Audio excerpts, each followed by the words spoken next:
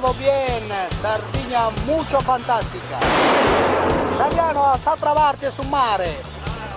Sa trabande sul mare. Sardegna no es Italia.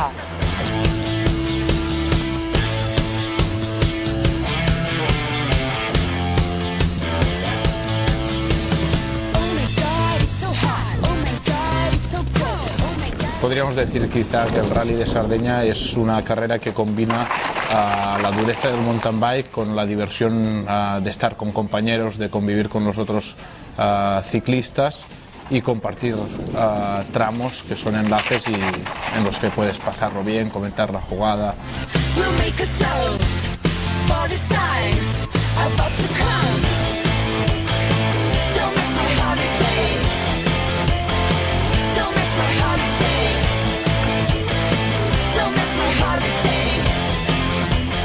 Sensaciones, una isla, parece una isla un poco deshabitada, porque la verdad es que hay muy poca gente.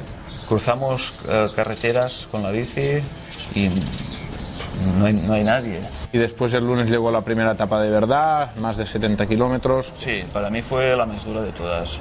El terreno todo era muy difícil, muy suelto y había más de 2.200 metros de desnivel positivo y no había ni un descanso, era todo subir o bajar.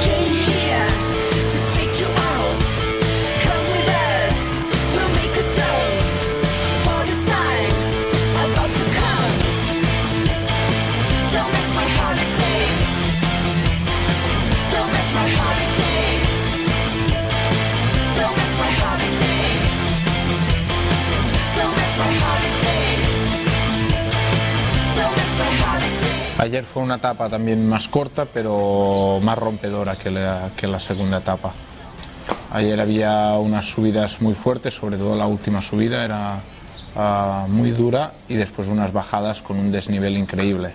Sí, ayer pusieron una bajada al final que ya lo dijo el de la moto, contraperaltada, terreno suelto y bueno. Mucho pendiente. Había unas vistas panorámicas increíbles, pero no había tiempo de mirarlas, ¿no? Sí, Casi. sí.